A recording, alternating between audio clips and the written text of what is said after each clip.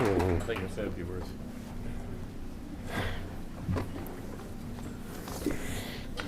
Well, Ralph, now I know that feeling of shock that you were talking about.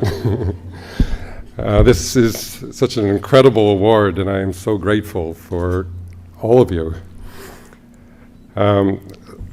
Sarah, I want to thank you for the incredible energy and enthusiasm that you have brought to this dinner and this evening. You know, you've really made it.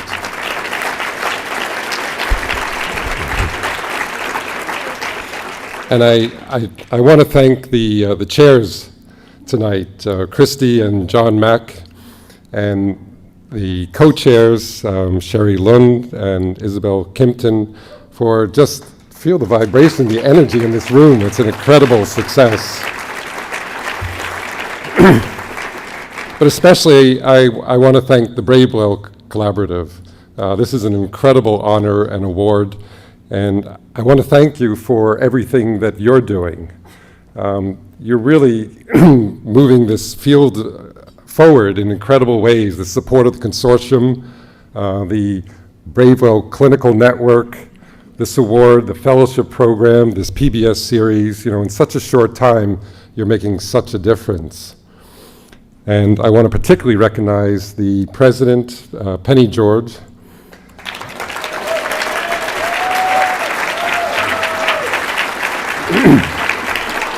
and also Diane Nyman, who works quietly behind the scenes to make everything happen.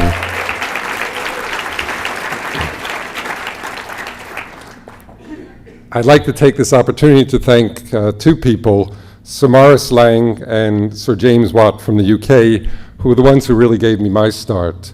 And Sarah, you may know the tremendous impact that Sir Maurice has had on this entire field as he's supported it for the past 20 some odd years. And then finally, I'd like to thank the University of Maryland, and but especially I want to thank my family, two of whom are sitting over there, my son Aaron and my wife Sue. And many of you know that Sue and I work closely together. And you know that expression, behind every great man there's a great woman? Well, I'm not so sure about that, you know. I think my experience that the women are way ahead of us. And certainly in this case, with Sue, I know that she's way out in front of me, and I'm always the one who's trying to catch up. 14 years ago when I started our program, I never thought that I'd be standing here in front of all of you to accept an award which was about practicing integrative medicine. Back then, I was more concerned with whether or not I was going to lose my medical license for practicing this way. As Sarah mentioned, some of those things about the eye of the newt and that time, I was using those in England. But the times have really changed, and they've changed because of the efforts of many people. And certainly it's the efforts of all the Bravewell finalists tonight, but it's many others, people such as Andy Weil, David Eisenberg, Rachel Raymond, John Kabat-Zinn, and many others and who are here tonight.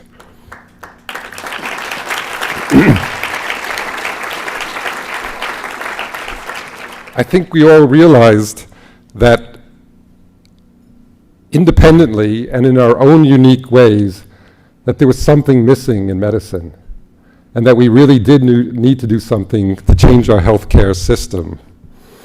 And so now we've coalesced into one voice that we're calling integrative medicine, but I think that in the very near future that we'll be able to drop that name tag because it will be the standard of care in this country.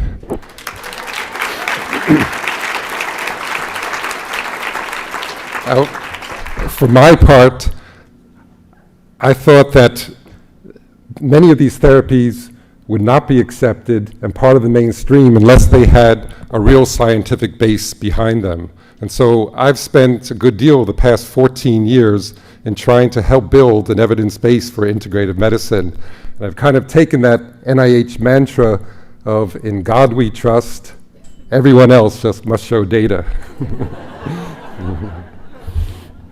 And our group focused on one of the aspects we focused on was traditional Chinese medicine.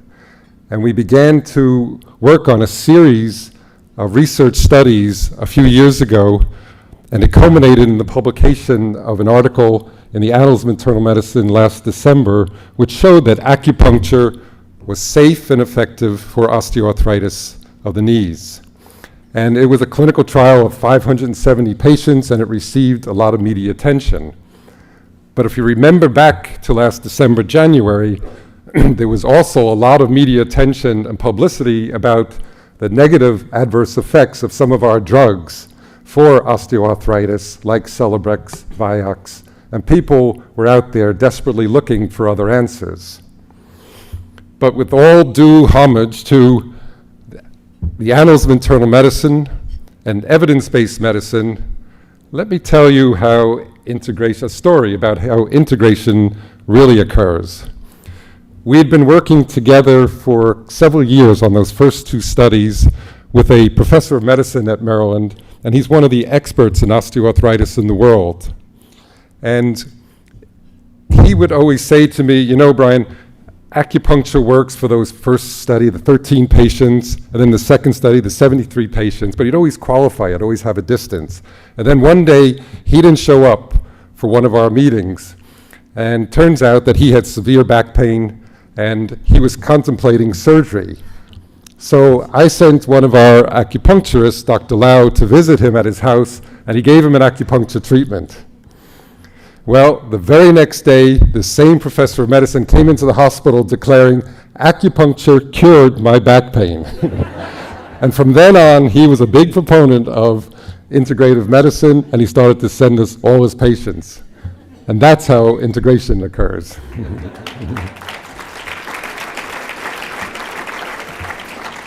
But integrative medicine, as I think you all know, is not just about finding the next magic bullet. It's much more than that. And it's not just about finding another tool for the medical tool chest, although that's important. It's far more than that. And let me just tell you with one last story what I mean. A patient came to me, and she was in her early 50s, and she was highly distraught. She had just been given a diagnosis of a life-threatening cancer.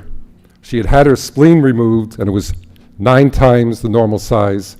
And she was told that there was nothing more that we could do for you and only experimental treatments, and that you should put your affairs in order because you have about 6 months to live. She didn't know anything about integrative medicine, but she did see an article in the local paper about our programs, and so she came to us saying, is there anything that you can do to help? And we sat down together and created a safe space for her to be able to tell her story. And she began to say what this all meant to her about the events leading up to her diagnosis. And she began to talk about how she felt about all this, where she was scared out of her wits. She felt alone, disconnected, and really angry. So we came up with a game plan of things that she could do to help herself and things that we would do to try and help her. And so she began to have an organic whole foods diet. She began to exercise regularly.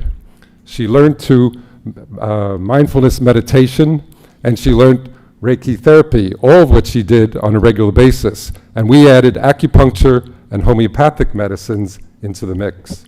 And then over the next couple of months, she noticed that she had more energy. Then she started to notice that the glands in her neck were getting a little smaller, and she didn't have as many recurrent sore throats or respiratory infections.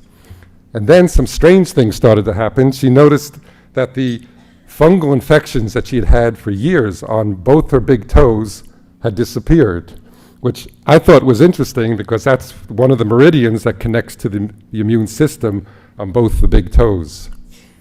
And then one day she came in and she was really happy because she noticed, she found out that her blood tests were now becoming normal and the tumor in her chest was shrinking. And she just last month celebrated her 10th year anniversary of excellent health. And it wasn't,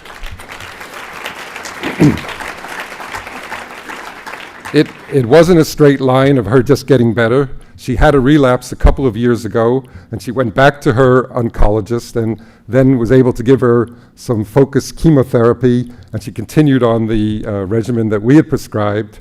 But she's now one of the healthiest patients in my practice. And all of us who are part of her healing team, the oncologist, myself, the acupuncturist, the nutritionist, all have learned so much from working with her.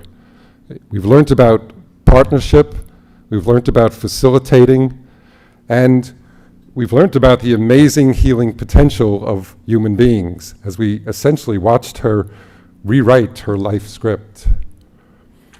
And that brings me back to tonight and the Bravewell Collaborative. I think that you exemplify teamwork and collaboration and caring, and at the same time have a real determination to transform healthcare in our society. So I am greatly honored and happy to accept this award on behalf of all the finalists tonight.